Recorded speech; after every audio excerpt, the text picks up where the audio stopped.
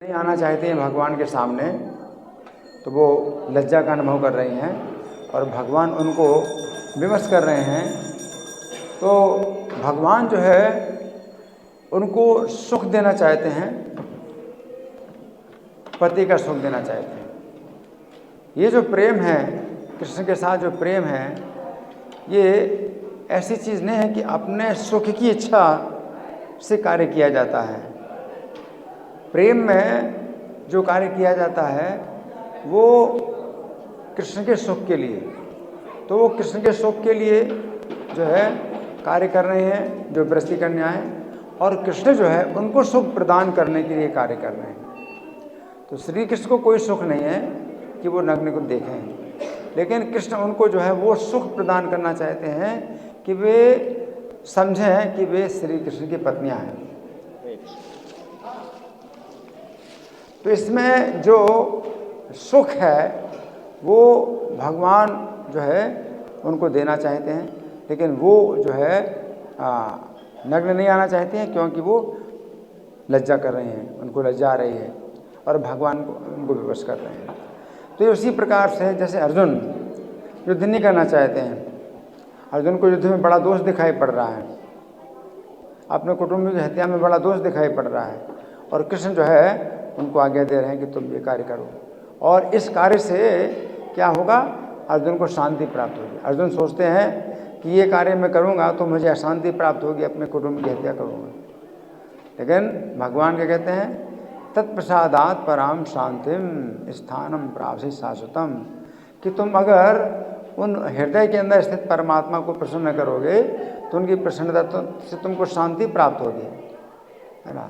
तो जो जीव है वो इतना नहीं समझ पाता किससे किस प्रकार शांति प्राप्त होगी। तो सामान्य अनुभव में जो है यही देखा जाता है कि अपने घर कुटुंब में जो है अगर आपस में लड़ाई झगड़ा होता है तो अशांति ही होती है। इससे अच्छा है कि भाई झगड़ा ना हो, और जो है जहाँ तक हो सके तो जो है झगड़ा ना किया जाए, और उन्होंने कुछ अन्याय किया है तो चलो छोड़ दो उसको। तो इस तरह से होता है। अर्जुन यही सोच रहे हैं कि झगड़ा करने में और हत्या करने में कोई जो है फायदा नहीं है, इससे और ज़्यादा हमें दोष लगेगा। लेकिन भगवान क्या कहते हैं कि इसमें ही तुम्हें जो है शांति मिलेगी और तुम दोषों से मुक्त होगे। तो अगर भगवान की आज्ञा से कोई कार्य किया जाता है तो कितना भी गलत से गलत कार्य हो, आप सब प्रकार के दोषों से मुक्त होंगे और आपको शांति प्राप्त होगी। उसी प्रकार से जो व्रती कन्याएं हैं वे भी सोचती हैं कि इसमें तो बड़ा दोष है, हम नग्न हैं, अगर आएंगे तो समाज के जो है धर्म के अनुसार इसमें तो बड़ा दोष लगता है। लेकिन भगवान जो है चूँकि अगर आदेश देते हैं तो समाज के धर्म के विरुद्ध अगर भगवान आदेश देते हैं तो उसमें सब प्रकार के दोषों से वो मुक्त होंगी और उनको जो है शांति, और शांति से भी ऊपर जो सुख होता है, शांति से भी ऊपर सुख है ना, वो सुख उनको प्राप्त होगा, जिसे कहते हैं माधुर्य सुख, तो वो प्राप्त होगा। तो भगवान इस प्रकार से उनको जो विवश कर रहे हैं, तो एक तो ये इस प्रकार की व्याख्या है। दूसरी प्रकार की भी व्याख्या है। दूसरी प्रकार की व्याख्या क्या है कि अगर कोई व्यक्ति इसमें आपत्ति करे कि भगवान तो धर्म की शिक्षा देने वाले हैं और धर्म की स्थापना करने के लिए उनका अवतार होता है, तो इस कार्य में उन्होंने कौन से धर्म की स्थापना की।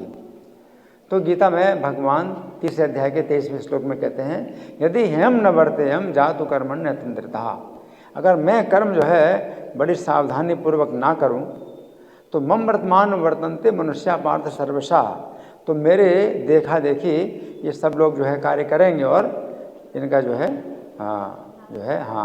इनका जो है पतन होगा, है ना, तो धर्म से गिरेंगे।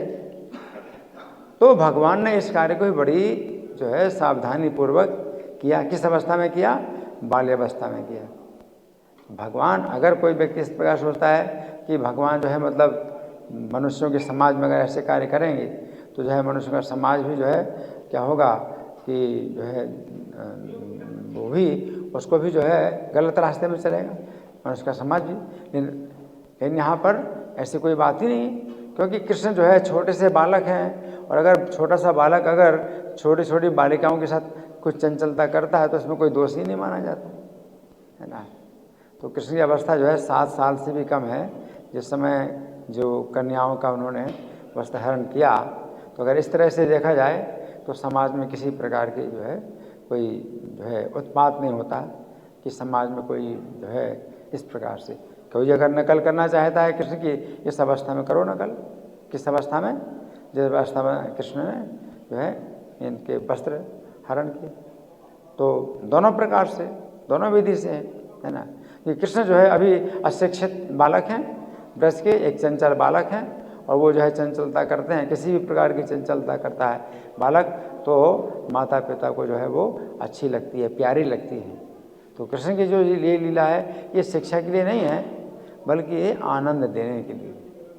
ये जो है यहाँ ब्रज की कुमारी कन्या इनको आनंद प्रदान करते हैं। और जब कृष्ण जो है घर में मक्खन चुराते हैं, दूसरों के घरों में मक्खन चुराते हैं, तो जो है उनको आनंद देते हैं। जिनका वो चोरी करते हैं जिनके घर में, उनको आनंद देने के लिए करते हैं। तो ये सब कृष्ण की जो है आनंद की लीलाएँ हैं। लेकिन शिक्षा की जो लीलाएँ हैं कृष्ण करते हैं उस समय जब कंस का वध करने के बाद वे गुरुकुल में जाते हैं, सांदीपनि मुनि के आश्रम में जाते हैं, और 64 दिन और 64 रात में 64 विद्या प्राप्त कर लेते हैं, और गुरु को फिर दक्षिणा प्रदान करते हैं। फिर आते हैं मथुरा में वापस।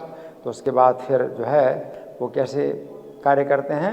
सब कार्य करते हैं उसी प्रकार से जैसे कि जो है कोई जिम्मेदार व्यक्ति होता है समाज में, और वो पूरी तरह से धर्म के अनुसार जो है कार्य करता है।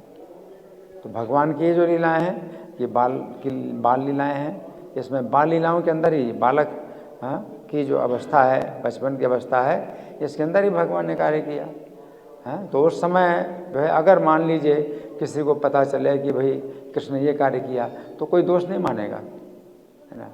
कि 7 साल की अवस्था से भी छोटे, और 7 साल की अवस्था में गोवर्धन पर्वत को धारण किया, है ना। तो अगर नकल करना है तो गोवर्धन पर्वत पहाड़ को उठाओ 7 दिन तक, अगर नकल करना है उनकी 7 साल की अवस्था में 7 दिन तक गोवर्धन धारण किया। तो आप इतना ज़रा सा जो है डिब्बा भी नहीं धारण कर सकते, या केवल हाथ भी 7 दिन तक ऊपर नहीं उठा सकते, कृष्ण गोवर्धन धारण कर रहे। तो इस तरह हर प्रकार से इसका जो है उत्तर दिया जा सकता है कि कोई व्यक्ति जो है किसी प्रकार की जो है आवाज़ ना उठाए। तो कृष्ण कोई भी कार्य ऐसा नहीं करते समाज में किसी प्रकार की जो है बाधा पैदा हो, समाज में किसी प्रकार का उत्पात हो कि कोई जो है मतलब ऐसा करेगा, तो ऐसा कुछ भी नहीं है, ये जो है समझना है। धन्यवाद। श्री कृष्ण कथा महामहोत्सव की जय। श्रील प्रभुपाद की जय। हरे कृष्णा।